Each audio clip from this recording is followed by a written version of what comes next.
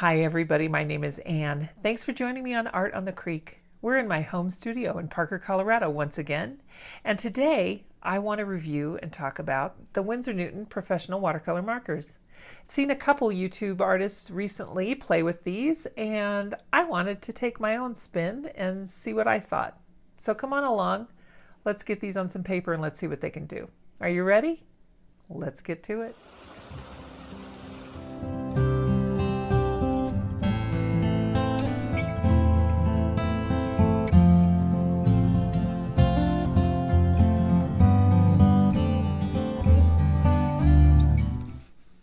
This is the set. You can get these in many different iterations of sets, and they have a brush tip and a bullet tip.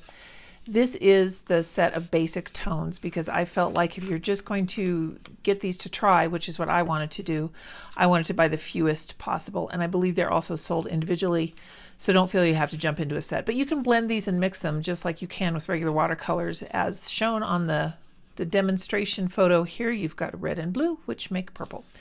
Basic tones, 6 pieces. So here are the colors that they have. They have alizarin crimson hue, cad yellow hue, ivory black, Prussian blue hue, sap green, and yellow ochre.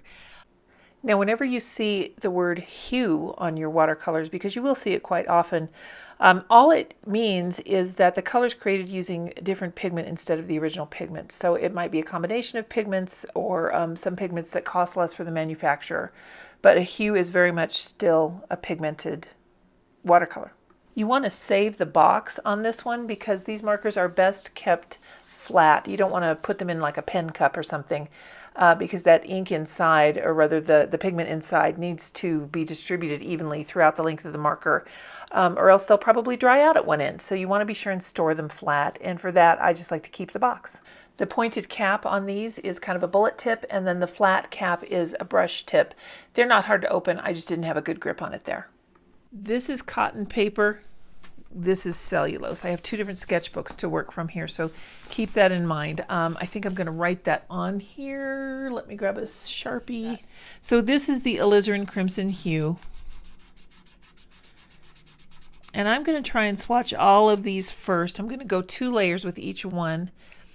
And I will just list the pigment and Lightfast information on these in the description of the video, because really the main thing here is I want to show you how these are different from regular watercolor. So you can see we have a little bit of blending. It is very light. Very difficult to get rid of that line underneath. You'll see when I use the cotton watercolor paper that it does help to have cotton watercolor paper because it just goes just a little bit better. Neither one though, these are not like using regular watercolors. They're just an entirely different animal. If you are a graphic designer or a graphic artist, or a landscape architect would benefit from these too. Any kind of art where you need really bright, bold colors, and you don't want to have all of the subtleties and nuances that you can with regular watercolor. These aren't really, they're not ones to layer. You can't really lift with them. These are just a different animal. So let's go ahead and put some salt on though, and let's see what that does. And we'll put some salt in there. Okay, now for the yellow. Get my salt ready.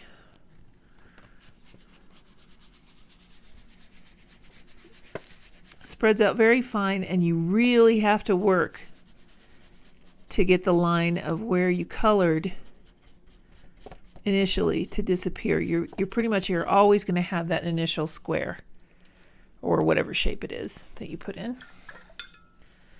Let me zoom in on this next one so that you can really see this. Okay, here's the green.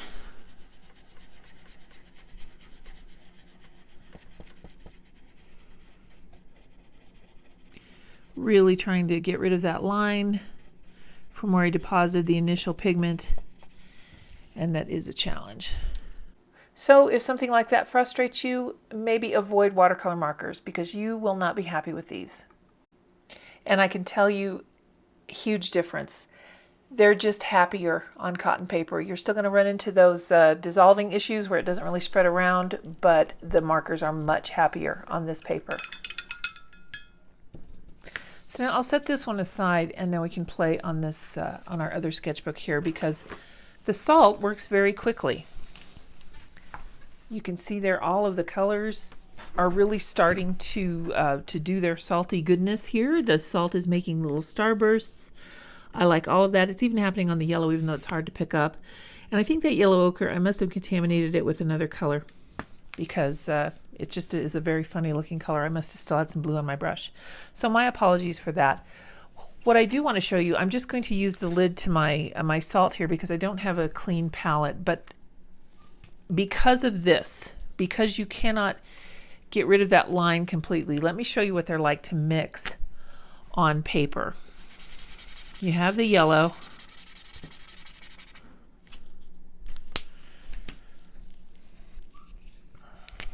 And let's just put some red on top of it.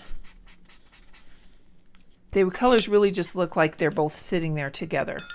They're not really mingling or getting together like watercolors would. If you go in with water and mix them, you can create that orange, but you're still going to be able to see, if not faintly, you can see that big pigment deposit there. You're still going to be able to see where you put the pigment down. So let's mix another one. Let's mix the red with the blue. This little test turned out to be exceedingly frustrating because what would have created a nice purple with watercolor, I was just getting mud. I couldn't get it to be purple enough until I really added a lot more red. So that's good to know. The red is not really very strong. Now I want to mix the yellow ochre with the Prussian blue. Let's see what we can do with that.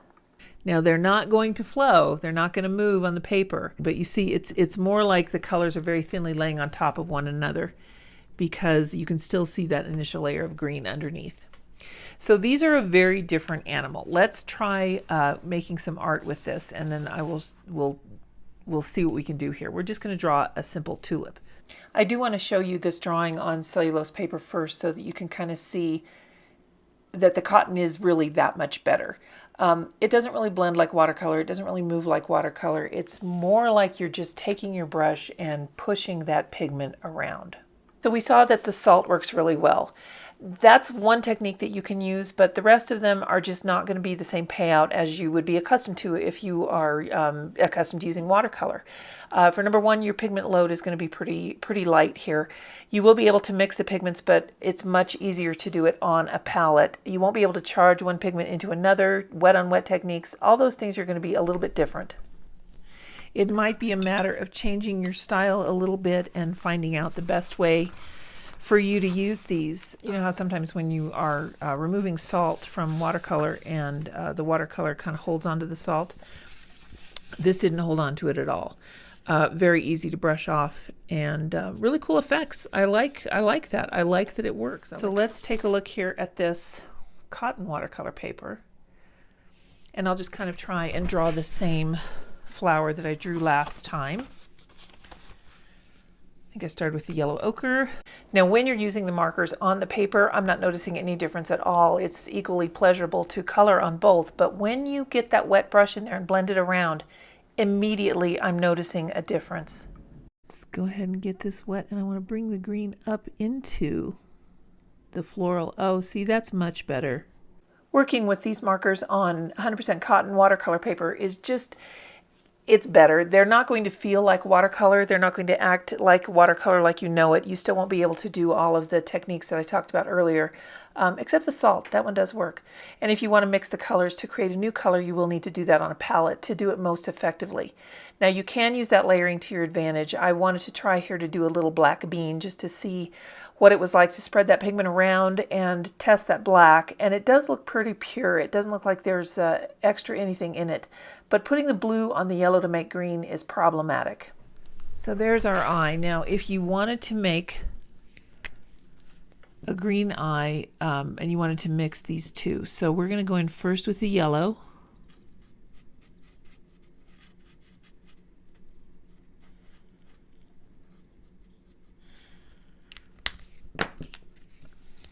And I'm going to go in with the blue, and I'm not just going to put it anywhere. I'm going to put it toward the edge and the bottom. because I know that I can push this pigment around with my brush. So I will just go in and agitate that and bring that green up.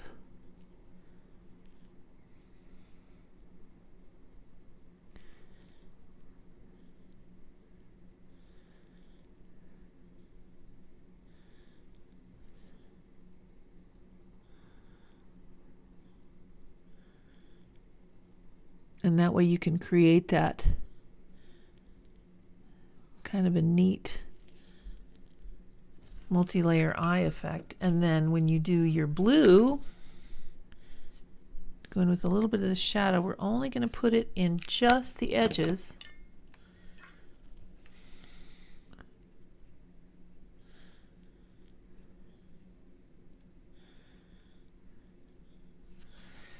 And then we can go in and blot away.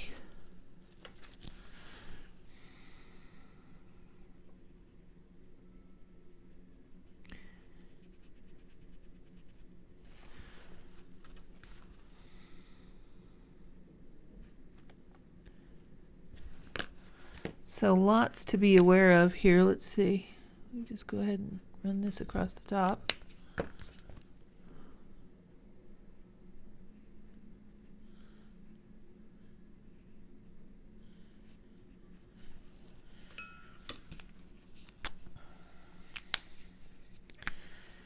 And then let's just mix in a yellow ochre.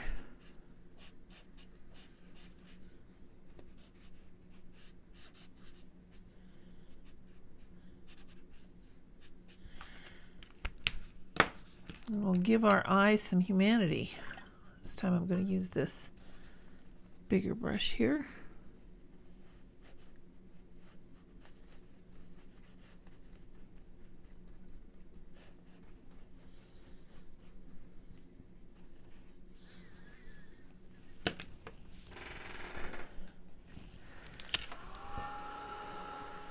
Let's go in with just the green that they have here, and we'll make some accents on this eye.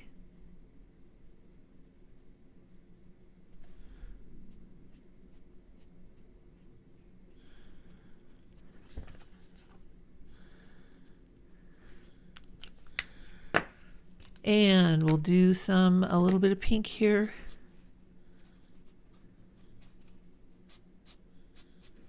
Around the edge of the eye as well.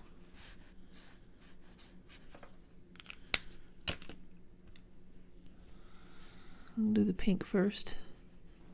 I don't think this blending out of the alizarin crimson hue is even showing up on camera, but it does in real life. To my naked eye, I can see that there's some color changing happening there, and on the final you can see that it does work. So I hope that shows up on camera.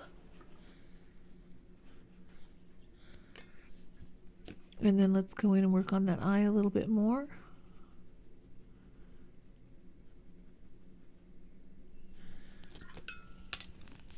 And one more time to dry it. And then we can come in with this, our pen again, and give some lashes.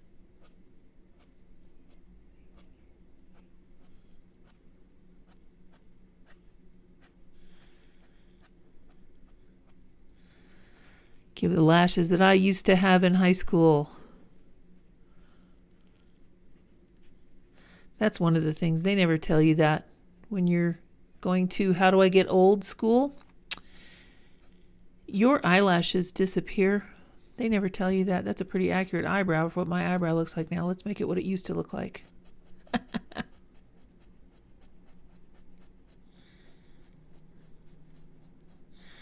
I had very Brooke Shields eyebrows. So that's really the best way to use these markers. They're an illustration tool. I would use them on cotton paper.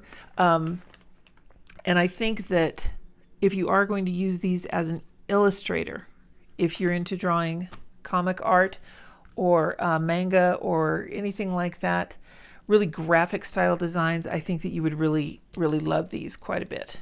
You know what I do want to test though? Let me just put a little bit of blue on this black bean. I just want to see what'll happen.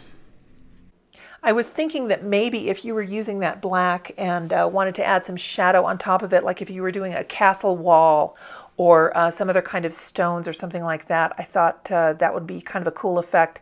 And it worked. The thing that you have to remember about these markers is when you place that layer of pigment down, be careful where you place it. You can't just put it in the middle of an area somewhere, because then you'll end up with that little square that we have above the bean where it's yellow with that blue stripe down the middle. So my friends, this was my look today at the Winsor Newton Professional, or rather the Promarker Watercolor Markers. I hope you found it useful, and if it's an item that you were considering, hopefully this video will help you make that decision one way or the other. Take care, everybody. Have a great week, and we'll see you next time. Bye now.